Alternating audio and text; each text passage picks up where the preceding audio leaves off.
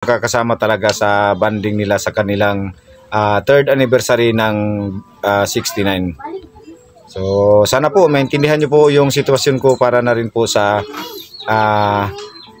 kaligaya sa sana ano nila po.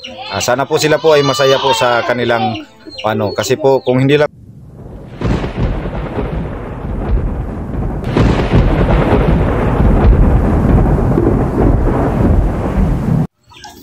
So yan mga kaidol, magandang umaga po sa inyong lahat. Dito po ako sa ngayon sa bahay na aking tinitirhan. So may mga kapitbahay na rin po ako dito. So may mga anak rin po sila. So baka magtaka po kayo na may mga busis na mga bata. So yung mga mga bata dito ay kalaro rin ng anak ko na si Jacob. So wala pa po akong magawa mga kaidol kasi hindi pa po ako makapag-explore kasi dahil po sa nangyari ng anak ko. So dito muna ako sa bahay, mag-aalaga po ako sa kanila at saka kay Jacob. So yung mga anak ko si IC at saka si Dudong, may po sila sa school, may ginagawa po na project kahit sa third day ngayon. So ayan, shout out sa inyong lahat dyan sa mga patuloy na nanonood sa aking video. Shout out sa iyo dyan, Nor Usman, Mona Lisa Mendoza, Josephine Cañete, Ninit Galvez, Jeneline Alandroki, Susan Kadokoy, Idil Carmen, Yamasaki rin, Arpina Adlaon, Lin Hugo. Shout out sa inyong lahat dyan. Rodilin Ligisan from Davao City, Makilin, Jane Bornhorn. Shout out sa iyo ma'am. Sa mga hindi ko po nabanggit dyan, maraming salamat po sa shoutout na lang po sa inyong lahat dyan.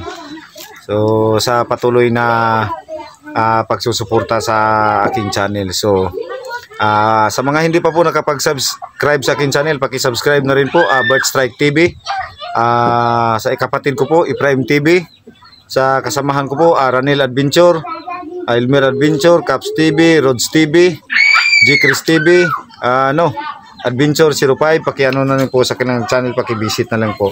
So maraming salamat po talaga sa inyong patuloy na pagsuporta at sa mga kasamahan ko. So lalong-lalo na ako po ay nagpapasalamat po sa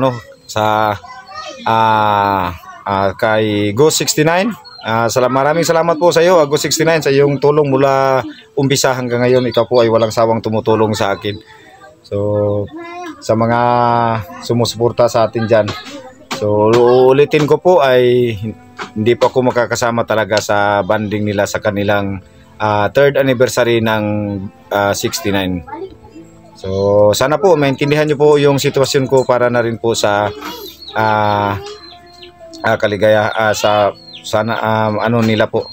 Sana po sila po ay masaya po sa kanilang kasi po kung hindi lang po talaga nangyari yung nangyari sa anak ko ay sasama po talaga ako. Kaso lang po yung mga pangyayari na hindi natin inaasahan na dumating sa ating buhay ay kailangan po nating tanggapin at wag na rin po tayong susuko at kailangan po nating lalaban sa buhay para sa ating pamilya. So maraming salamat po sa inyong lahat na sumusuporta, Luzon, Visayas, Mindanao. Huwag nyo na rin pong kalimutan pakipindot yung notification bell para sa updated kayo sa lahat ng videos na aking mga upload. Maraming salamat po sa inyong lahat. So madaming may mga bata dito mga kaidol na kalaro ni Jacob. So wala pa akong ginagawa kayo, kaya mag-ano po ako ng panggatong yung kahoy para may magamit po ako. So yan mga kaidol, yung kahoy po.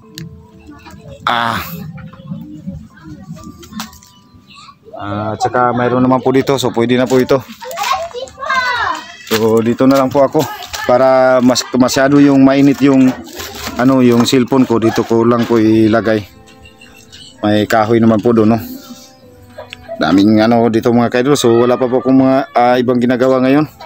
So mag-ano lang po ako ng kahoy para pag umulan ay may magamit po ako. Huwag na rin pong mga kaidol. So yung itak na gagamitin ko mapurol. Okay na rin to.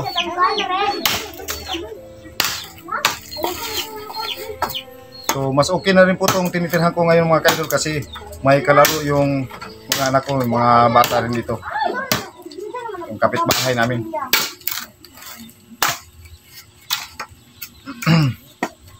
So yung yung kapatid ko po mga ka-idol, pasensya na po kayo talaga kung bakit ko po siya naiwan sa bundok kasi biglaan yung mga pangyayari. So wag na rin po kayo mag-alala kasi ang pakay lang po ni Efraim ay gusto lang po niyang malaman kung saan yung kuta ni Grigo at saka ni Tisoy. Pag malaman niya po mga ka-idol ay uuwi po siya tapos pagplanuhan kung ano dapat gawin. So, yung mga ka-idol, kahoy lang muna tayo kasi wala po tayong pambili ng yung gas stove. Hindi ko alam yung mga ka-idol, saka mahal nun. Wala pang sahod kasi kaya istis lang muna tayo mga ka-idol.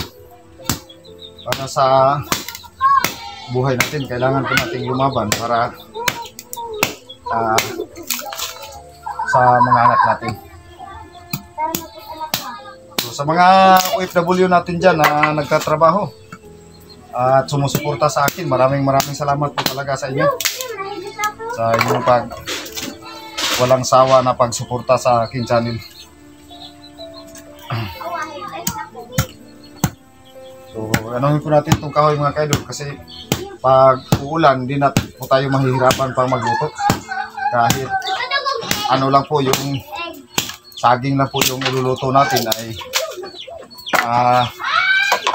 pasalamat na rin po tayo kasi may makain po tayo. At saka hindi naman po pagkailan natin po mga ka-idol, may mga tao naman po na sumusuporta sa atin na nagbibigay kahit konti, ay malaking tulong na po rin yun para sa gastusin ng mga anak ko para rin po sa eskwela sa mga nagbigay po. So kaya kampante na po ko dito mga ka-idol. So pagkatapos ko po nito mga ka-idol ay na rin po ako maglilinis po ako ng sugat ni Jacob. Tapos magpaano ng gamot niya inom. Kasi may time po mga ka-idol na nilalagnat si Jacob. May gamot naman po. At nagbigay po ng panggamot ni Jacob. Maraming salamat po sa iyo ma'am. Ingat po kayo palagi. At sana po ay marami po kayong katulad ko na yung matulungan na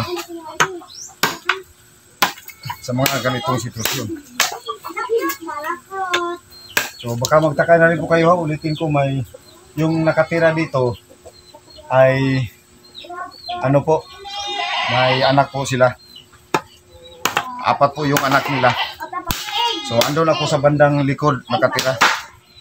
Dito nilagay yung kahoy para hindi disturbo.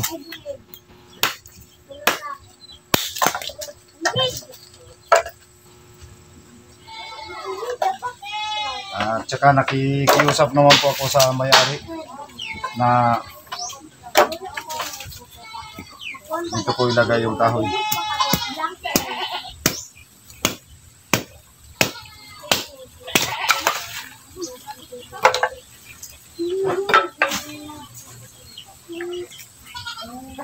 So huwag kang malapit, baka maano ka ng sundang. Yung itak.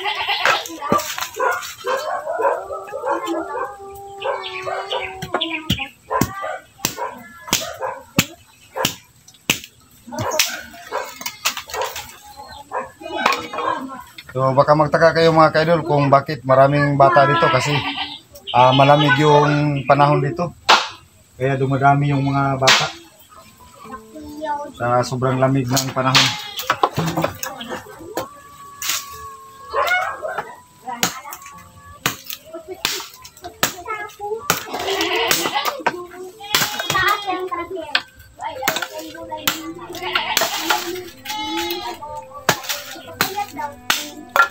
So, masarap po yung ginulay ni tatay mga kaidol. Yung babong tsaka sa luyot. Nagpapasalamat na rin po ako mga kaidol kasi pag wala kaming ulam dito ay yung si tatay may magbibigay naman po para sa mga sa ano lang po. Yung mga gulay-gulay lang po. Kasi ang mahal ng excuse me po. Ang mahal ng karne ngayon. Saka yung isda lalong umano yung presyo. Mahal.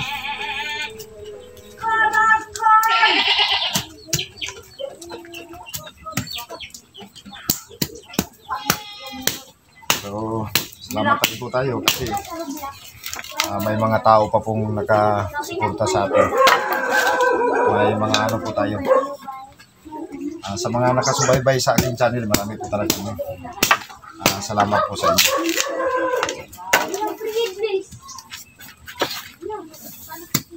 So, marami pong bahay dito mga kaidol. May mga nakatira po dito.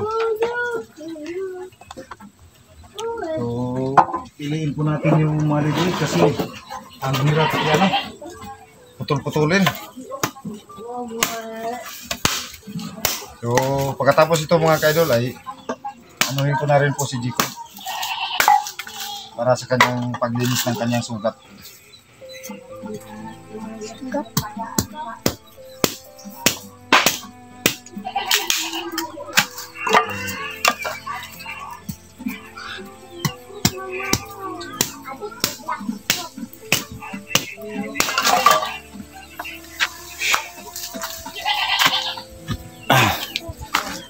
So, masyadong mainit ito mga kaidol.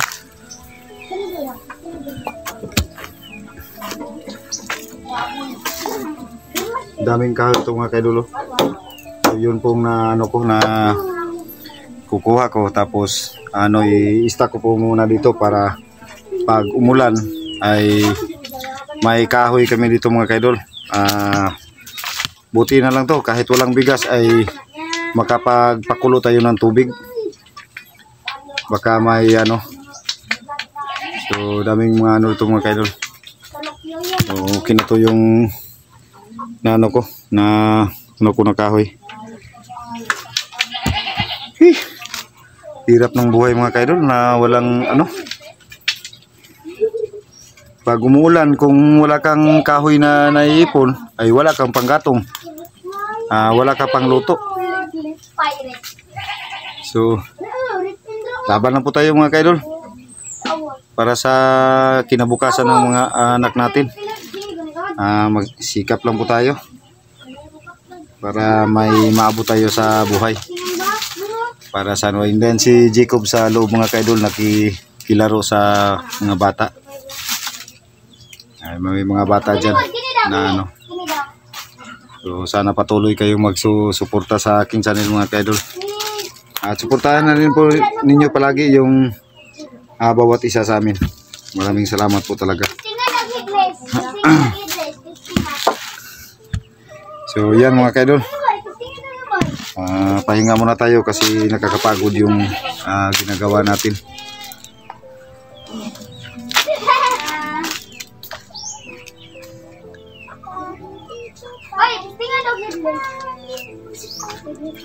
So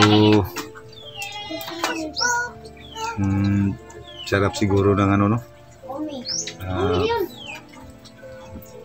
yung hindi ka nabubuhay sa mahirap. So malaking pasasalamat ko talaga mga kaidol na binago ni Go69 yung buhay ko. Pinag-vlog niya ako sa tulong niya. At saka sinuportahan pa rin po niya ako sa mga kunti-kunting bagay. Yung si 69 po mga kaidol ay pag maubusan ako ng bigas ay magchat-chat po siya sa akin kung mayroon pa papabuwak akong makain o wala na. Kasi pag sinabi kong na talagang gipit na ako, wala nang makain yung mga bata ay pupunta agad yun si 69 yung mga kasawa. Sila po talaga yung tumutulong sa akin hanggang ngayon po mga kaidol. Kaya nakadismaya po talagang mga kaidol yung pangyayari sa akin na nadisgrasya yung si Jacob. Kasi plano ko naman talagang sumama talaga sa kanila. Pero nagkataon lang po na yung buhay natin po na hindi pangyayari, yung mga pangyayari na hindi natin inaasahan. So, kaya tiis-tiis lang po muna mga kaidol. Salamat na rin po sa mga taong sumusuporta sa akin. Sana po ay patuloy kayong magsusubaybay sa aking channel. Walang sawa na magsusuporta mga kaidol, kasi yung totoo po ay talagang hindi pa po ako nakapagsasahod sa YouTube. Kaya nahihirapan po ako ngayon sa buhay. Kasi yung mga anak ko ay 3 po silang nag-aaral. Kaya hindi ko masyadong maano yung mga gastusin nila. Kaya di naman po ako magsisinungaling sa inyo, kasi ang totoo po may mga nagbibigay naman po para sa mga bata sa kanilang pag-aaral. Meron po. Kaya malaking pasasalamat ko po sa inyo, ma'am, idol, sa inyong tulong sa akin. Malaki po talagang pasasalamat ko sa inyo. Yung sa panggamit sa mga bata, yung sa school, yung pan-tuition mga kaidol, may nagbigay naman po. Tsaka yung pero hindi talaga maiwasan mga kaidol na mauubos talaga yung bigay. At saka naman po ako, may paunti-unting extra na trabaho. Yung maliit lang po yung sahod para makapangbili na lang po ng ulam araw-araw sa mga anak ko, sa yung pangbaon rin nila. So ang hirap talaga ng buhay mga kaidol na nag-uumpisa pa lang. So patuloy lang po tayo mga kaidol, at sana po ay suportahan niyo po ako talaga sa aking channel. At sana po ay gumaling na po yung anak ko para magkasama na rin po ako sa pagtugis sa mga hayop na grigo at tisoy na yan, para wala na silang maano na ibang tao, kasi talagang nakakaano po. So laban na po tayo mga kaidol. So tulong na rin po niyo. Kaya kayo sa lahat ng sumusuporta sa akin, sa aking mga viewers dyan, ako po ay lubos na nagpapasalamat. Kayo po ay nagbibigay po ng lakas sa akin para lumalaban ako sa buhay, at pati na rin po yung mga anak ko. Kayo po ang naging inspirasyon ko para ipagpatuloy ko po itong inumpisahan ko. Lalaban pa rin po ako sa buhay hanggat kaya ko po na mag-explore, ay gagawin ko po para sa kapayapaan, kabutihan po ng lahat. Kaya maraming salamat po sa inyong lahat dyan mga kaidol. So hanggang dito na lang po mga kaidol, ay puputulin ko na po itong video para po ay maanuhin ko na rin po yung anak ko, malinisan ko na rin po yung sugat niya. So ayan, shout out sa inyong lahat dyan, Luzon, Visayas, Mindanao, sa mga OFW natin dyan na nagtatrabaho. Kayo po ay mag-iingat palagi. Sa mga viewers natin dyan na andyan pa rin andyan sa Manila o sa iba't ibang sulok ng mundo, kayo po ay mag-iingat po palagi. Maraming salamat po sa inyong lahat. God bless po.